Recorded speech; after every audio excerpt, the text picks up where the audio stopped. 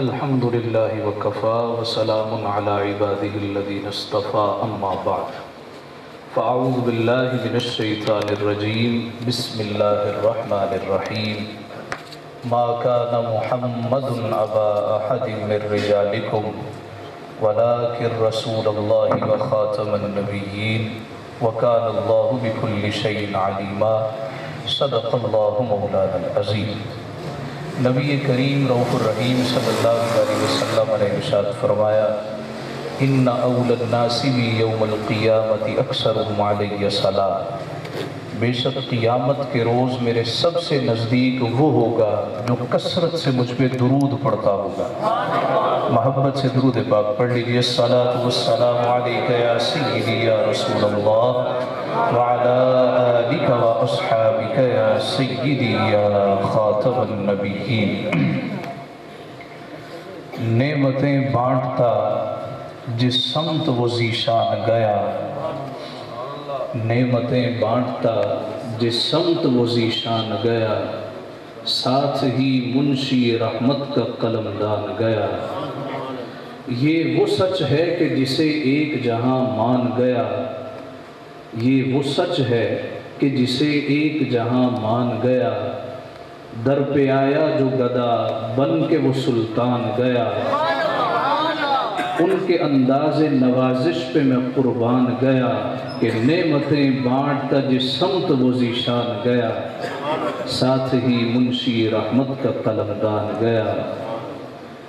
دوستی سے کوئی مطلب نہ مجھے بیر سے کام، دوستی سے کوئی مطلب نہ مجھے بیر سے کام، ان کے صدقے میں کسی سے نہ پڑا خیر سے کام، ان کا شیدا ہوں مجھے کیا حرم و دیر سے کام، انہیں جانا انہیں مانا نہ رکھا غیر سے کام، للہ الحمد میں دنیا سے مسلمان گیا۔ دوستی سے کوئی مطلب نہ مجھے بیر سے کام، ان کے صدقے میں کسی سے نہ پڑا خیر سے کام، ان کا شیدا ہوں مجھے کیا حرم و دیر سے کام، انہیں جانا انہیں مانا نہ رکھا غیر سے کام، للہ الحمد میں دنیا سے مسلمان گیا۔ سیدنا علی المرتضیٰ کرم اللہ تعالی وجہہ الکریم، آپ ایک غزوے میں ابن عبد ود کو للکارنے لگے، اور یہ وہ عرب کا جرری پہلوان ہے کہ جس کا نام سن کے لوگوں کے پتے پانی بن جایا کرتے تھے۔ لوگوں نے سروں پہ خود ڈالی ہوتی اور خود کے اوپر کسی نے پھول لگایا ہوتا، کسی نے چھوٹی سی تلوار لگائی ہوتی، اور یہ جو ابن عبد ود تھا یہ اپنے خود کے اوپر 40 کلو کا پتھر لگا کے پھرتا تھا، یعنی یہ اکیلا من وزن اٹھا کے چلنے والا تھا۔ جب جنگ کے میدان میں مولا علی رضی اللہ تعالیٰ عنہ سے آمنا سامنا ہوا تو کہنے لگا تو کون ہے؟ مولا علی فرمانے لگے کبھی علی کا نام سنا ہے؟ علی تو وہ ہے جو میدان میں سجتا ہے۔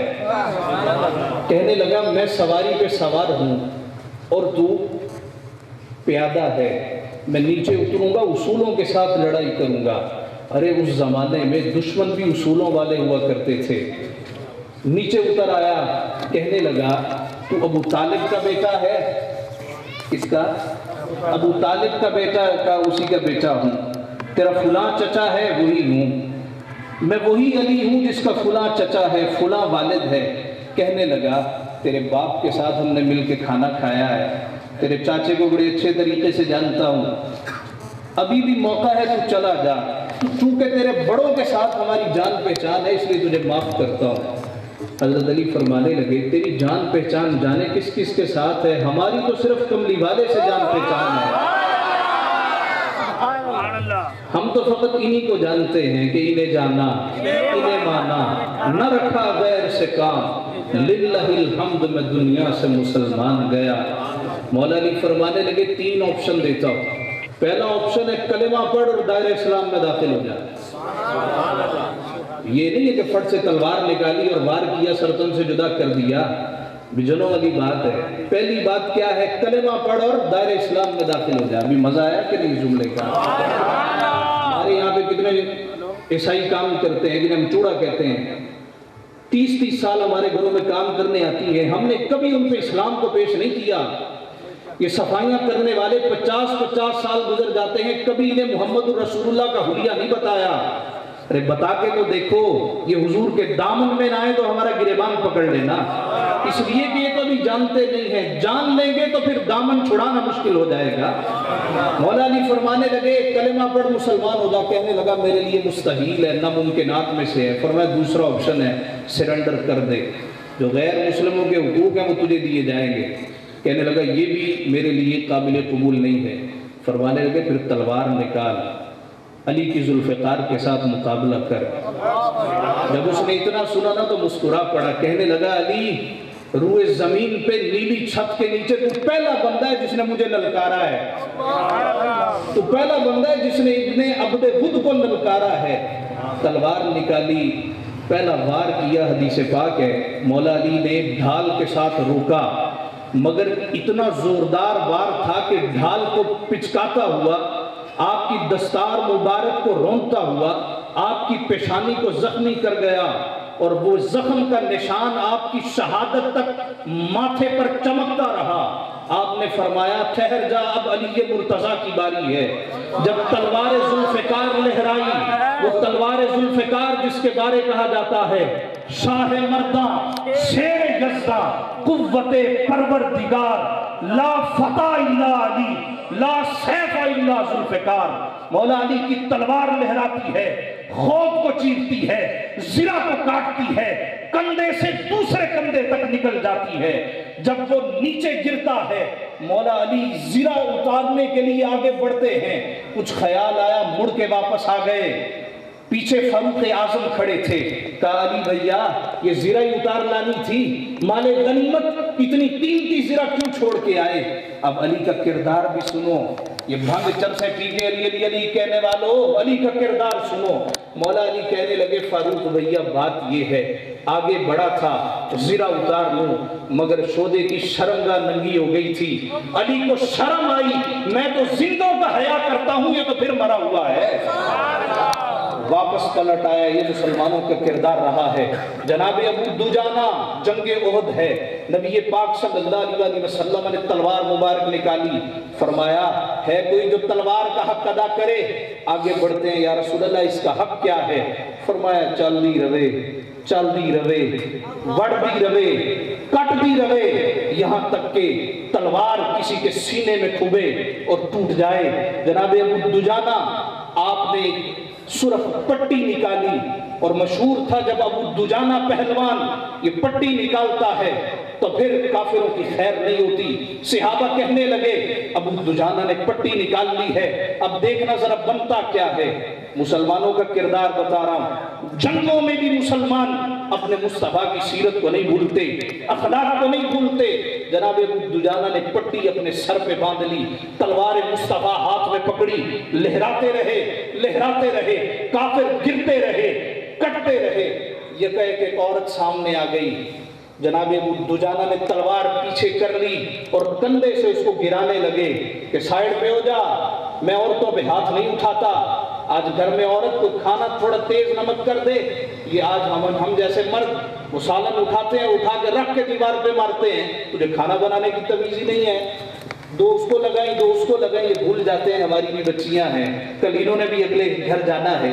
जनाब अबू दुजाना कंधे से गिराने लगे, मगर बाज ना आई, फिर आ गई, फिर कंधे से पीछे किया, फिर आ गई, जोरदार कंधा मारा तो नीचे गिर गई। ये जुमला काबिल तवज्जो है। जनाब अबू दुजाना को जला लाया, मुस्तफा की तलवार बुलंद की। एक लम्हे का वक्त था कि तलवार से दो टुकड़े कर देते, यह कह पलट आए, सहाबा ने पकड़ लिया, कहा इंतहाई शातिरा औरत थी, मार देना था। कल तलवार तो मारने के लिए उठाई थी, फिर ख्याल आया हुजूर की तलवार को दाग न लग जाए, हुजूर की तलवार को दाग न लग जाए, क़ियामत तक लोग कहेंगे इस तलवार से किसी औरत को मारा गया है, इस तलवार से औरत को मारा गया।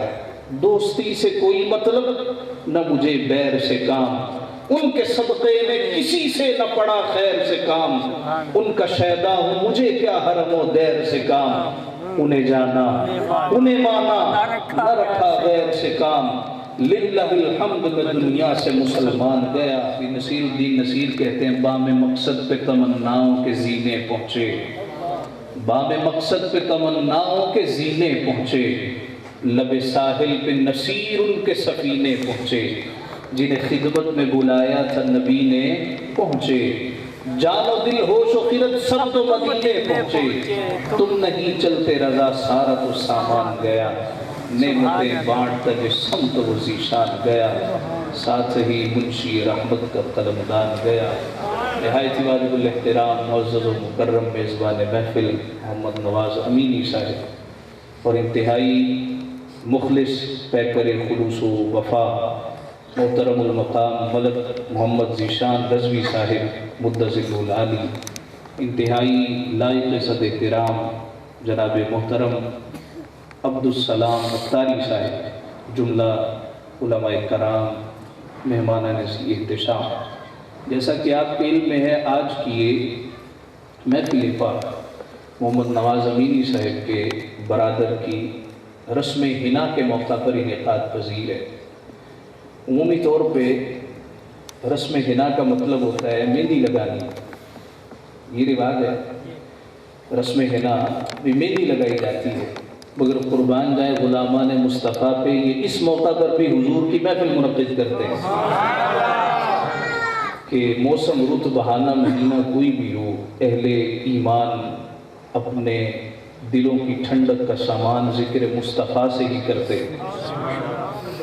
اور یہ انتہائی مبارکباد کے مستحق ہیں کہ جس کا آغاز اچھا ہو اللہ انجام بھی اچھا کرتا ہے.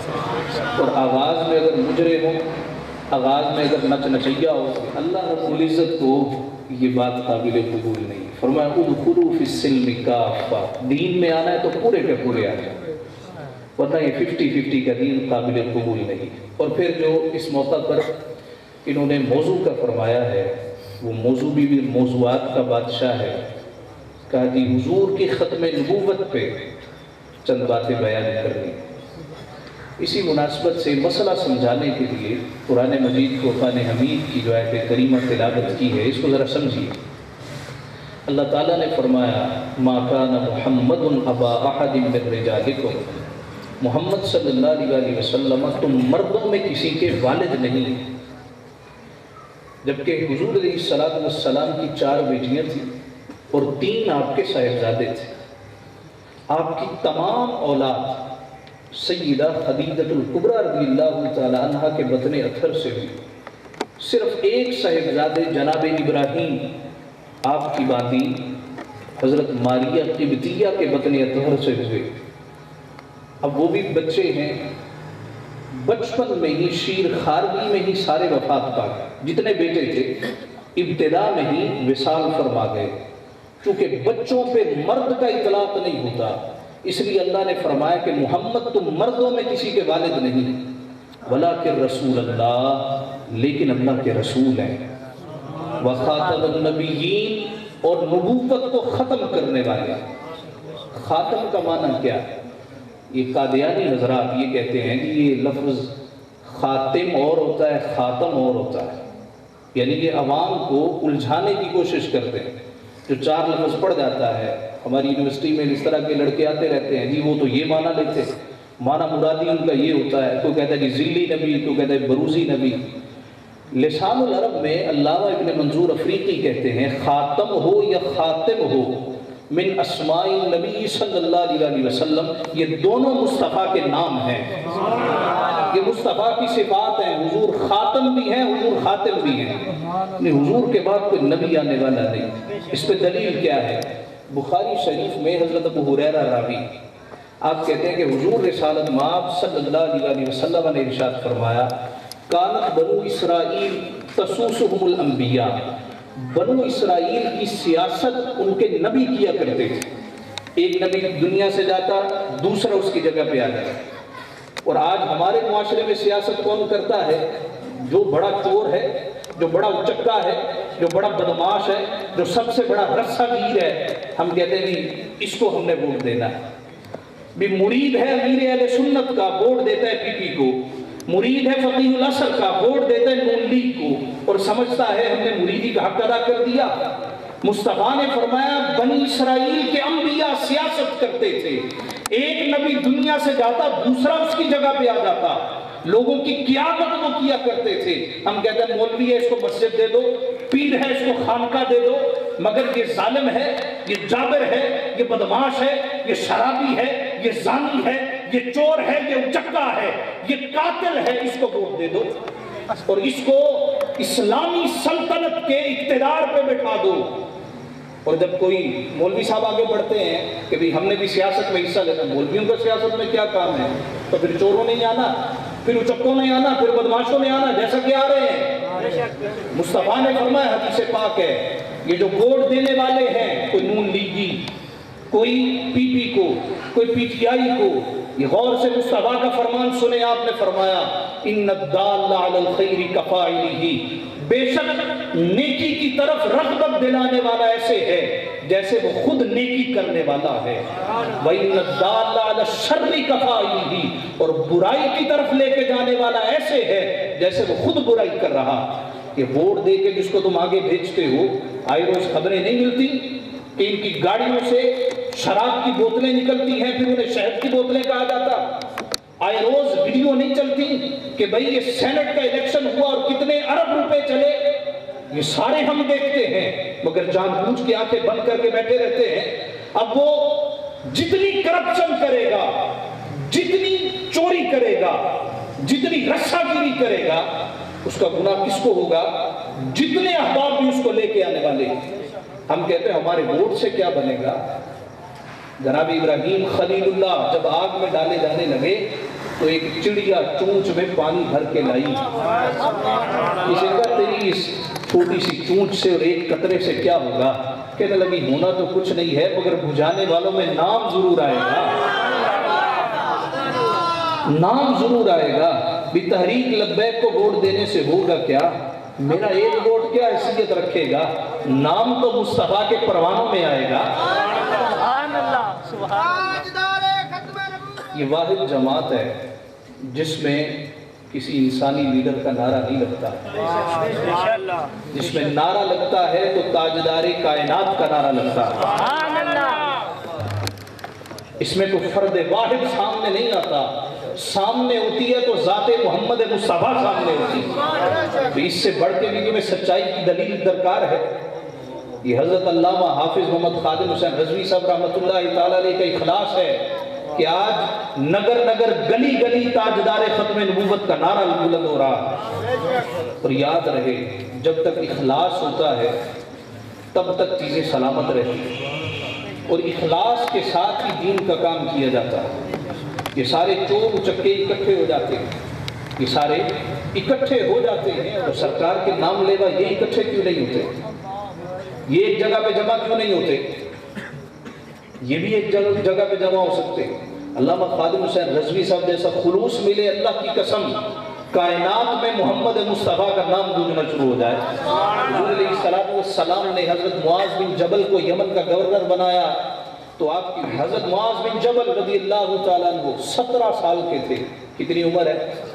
صرف 17 برس کا جوان ہے، یمن کا گورنر بنا کے مصطفیٰ نے بھیجا۔ حضرت معاذ بن جبل نے دوسری دفعہ عرض نہیں کیا یا رسول اللہ میری تو عمر چھوٹی ہے، میں کیسے جاؤں گا؟ معلوم تھا سرکار بھیج رہے ہیں تو انتظام بھی خود ہی فرما رہے ہیں۔ عرض کیا رسول اللہ معاذ کو کوئی نصیحت کر دیں۔ حضور نے فرمایا یا معاذ اخلص دینک یکفک العمل القلیل، اے معاذ اپنا دین خالص کر لے، عمل تو تھوڑا کرے گا اللہ اسی کے صدقے تجھے جنت عطا کر دے گا۔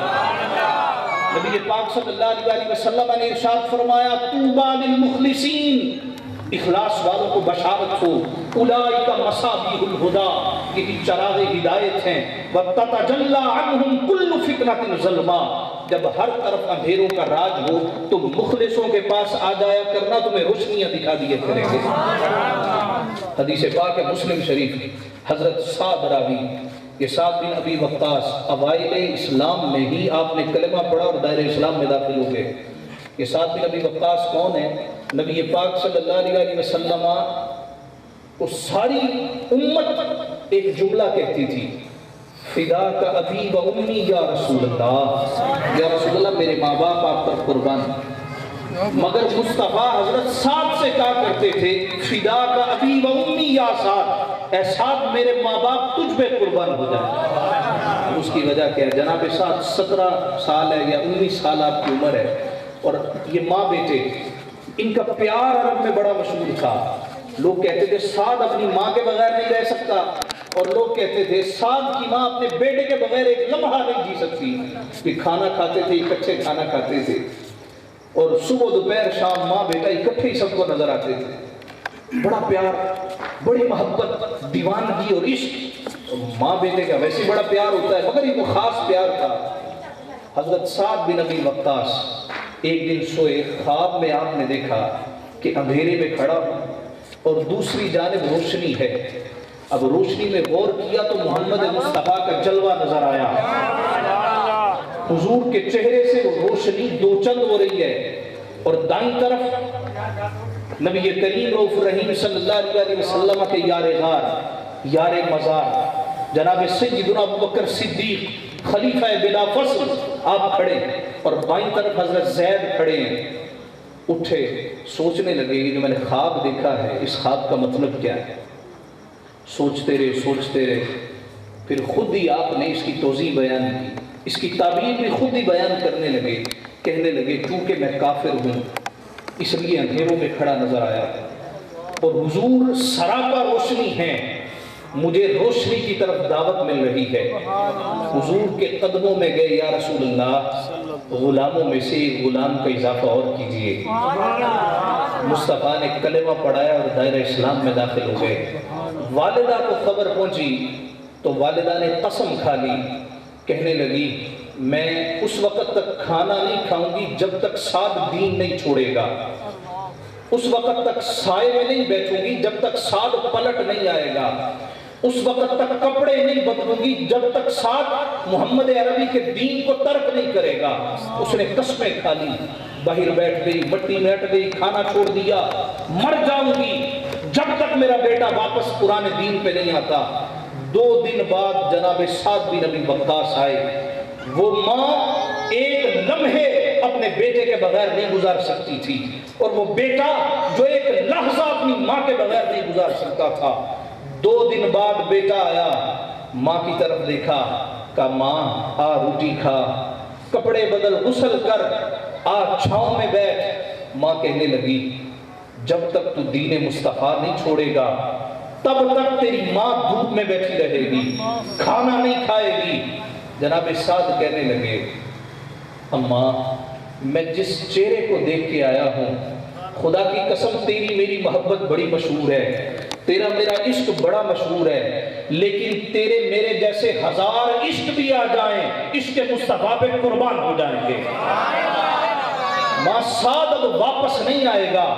ماں کہنے لگی میں پھر کھانا نہیں کھاؤں گی، میں پھر کپڑے نہیں بدلوں گی، میں پھر سائے میں نہیں بیٹھوں گی۔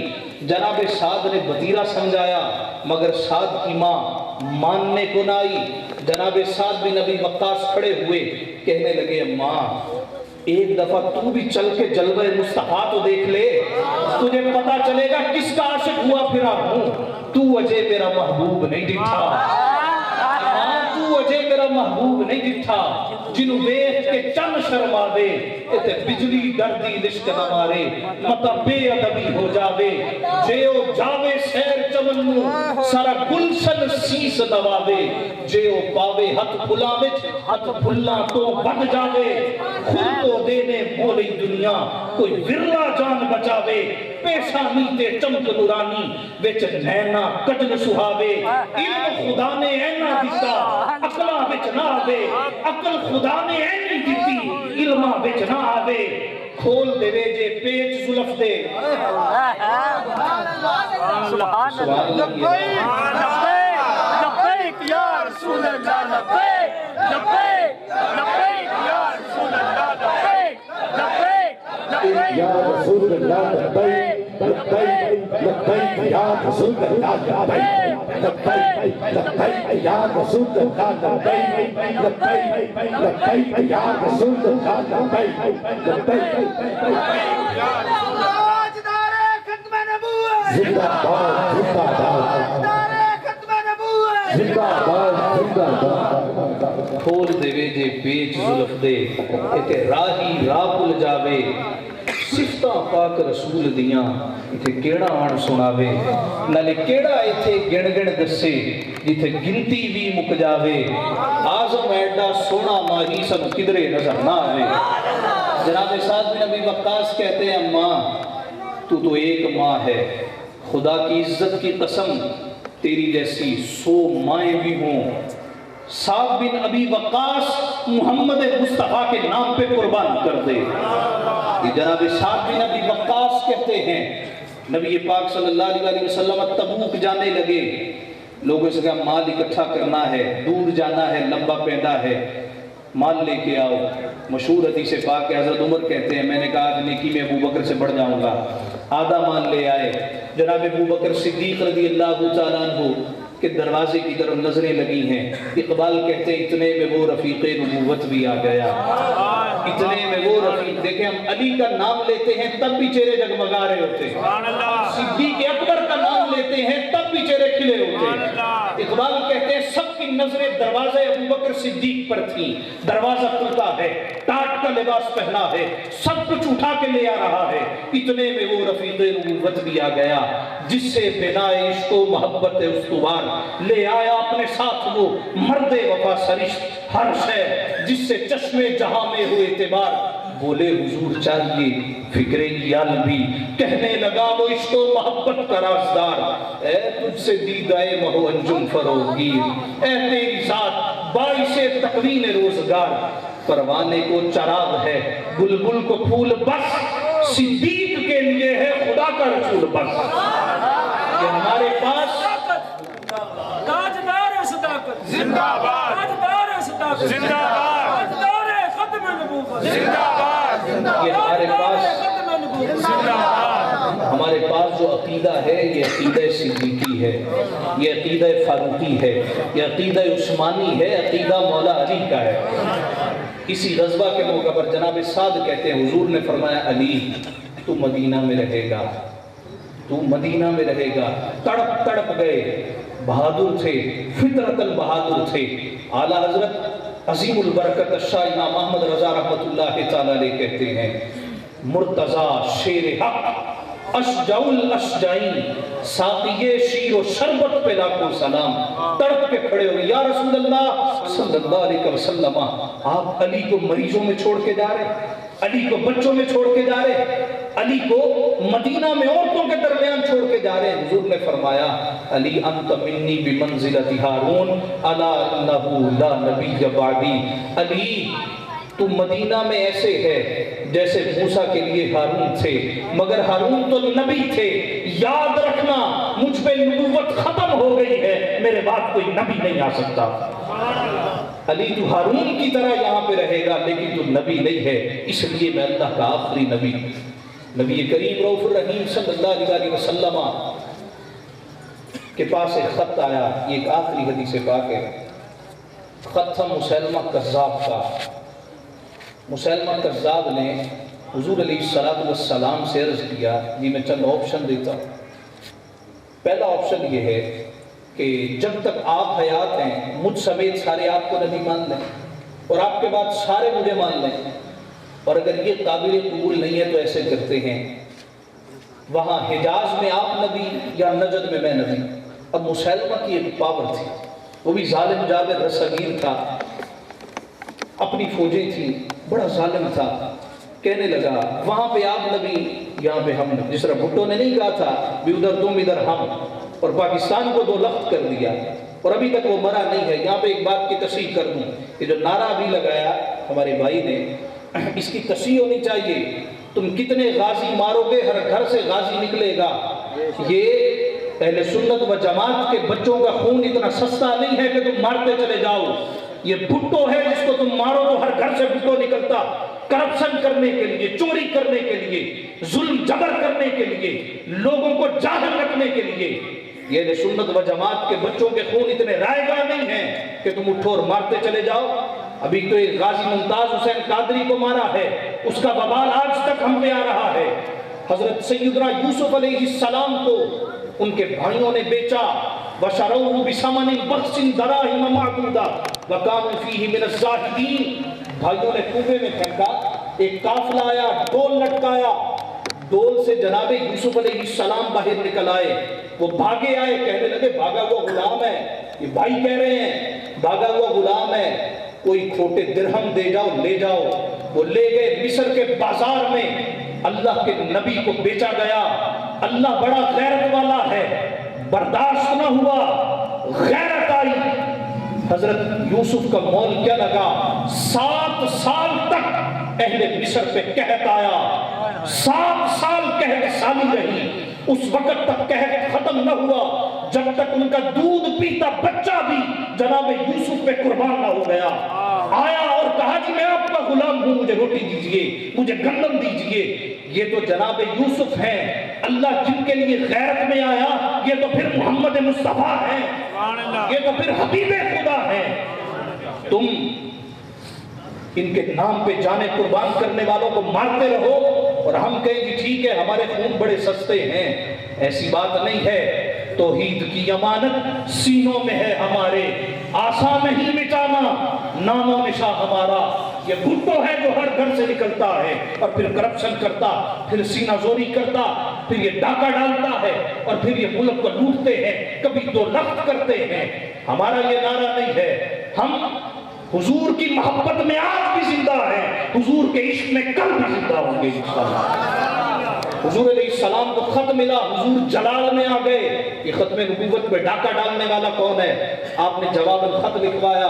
خط کا خلاصہ یہ تھا، مسیلمہ کذاب، اس کا نام کذاب نہیں ہے، کذاب ایگزیجریشن ہے، مبالغہ ہے.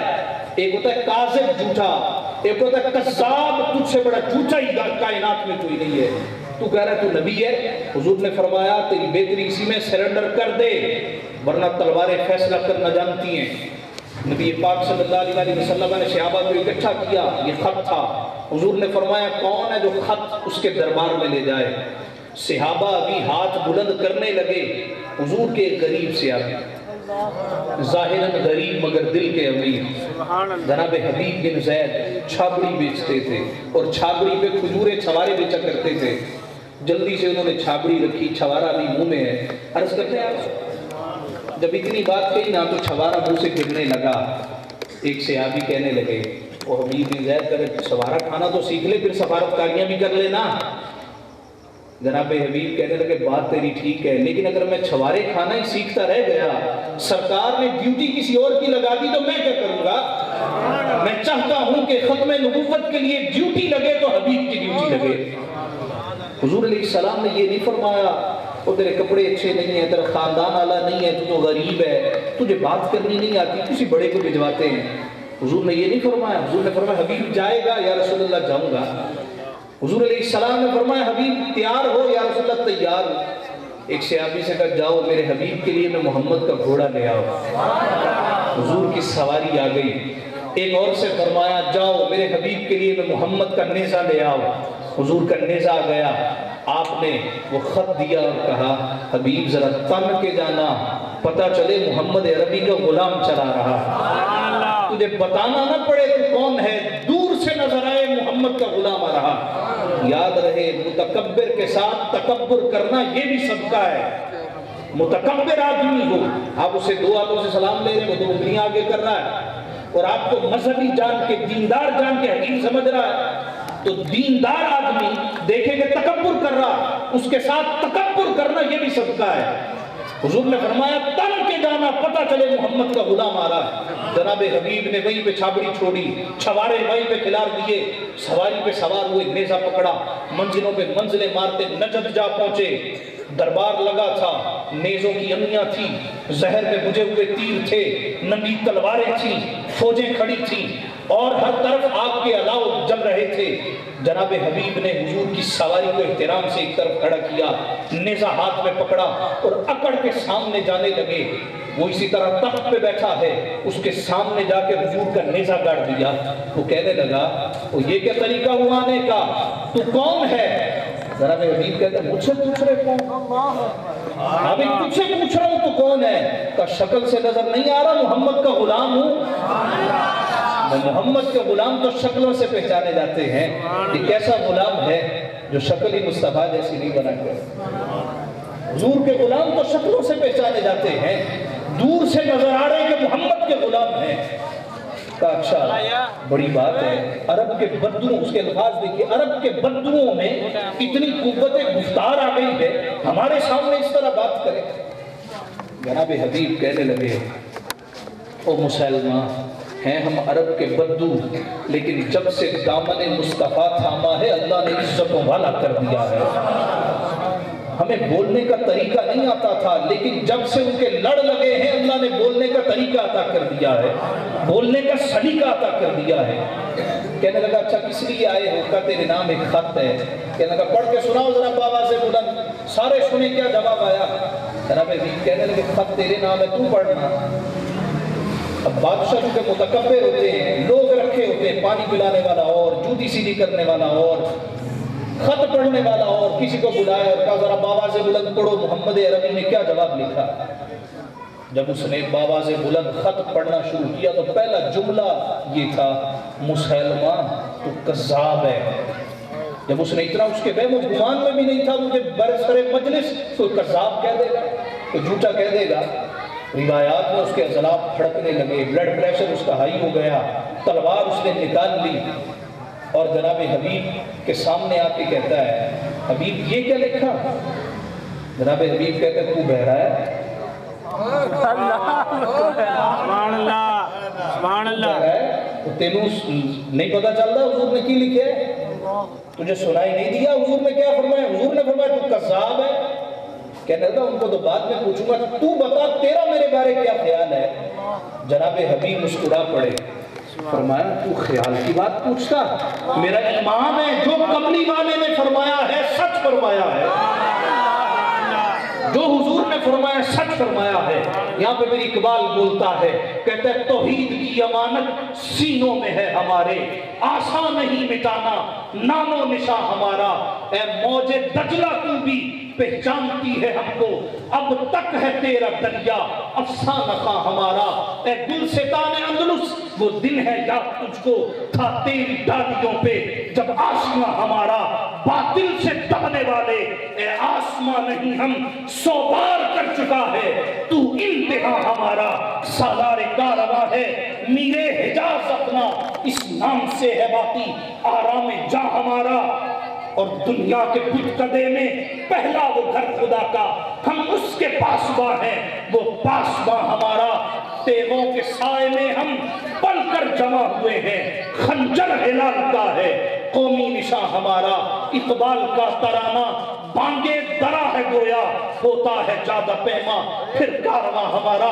وہ تو خیال کا پوچھتا، میرا امام ہے جو انہوں نے فرمایا سچ فرمایا ہے۔ کہنے لگا میں سفیروں کو کچھ کہتا نہیں ہوں لیکن تجھے نہیں چھوڑوں گا، پہلے تیرا بایاں بازو موڑے سے جدا کروں گا، پھر بایاں بازو جدا کروں گا، پھر تیری گردن اتاروں گا۔ جناب حبیب کہنے لگے بازو سلامت ہے تو اب بھی کذاب ہے،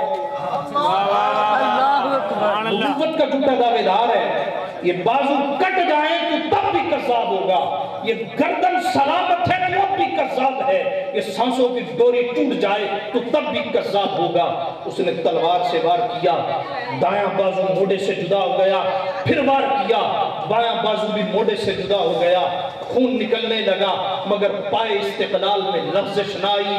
کہنے لگا حبیب آخری موقع ہے، بازو کٹ جائیں بندہ بچ سکتا ہے، سر کٹ جائے تو بندہ نہیں بچتا، تو ابھی مجھے جانتا نہیں ہے، تجھے آخری موقع دے رہا ہوں، مجھے جان لے، مجھے پہچان لے۔ جناب حبیب کہتے ہیں جو پہلا جواب تھا اب بھی یہ جواب ہے۔ کہنے لگا حبیب ذرا مڑ کے میری فوجوں کی طرف دیکھ، یہ آخری جملے توجہ کیجئے۔ کہنے لگا حبیب مڑ کے میری فوجوں کی طرف دیکھ، یہ نیزوں کی انیاں دیکھ، یہ زہر میں بجھے ہوئے تیر دیکھ، تجھے پتا چلے گا مجھ میں کتنی طاقت ہے، کتنی پاور ہے۔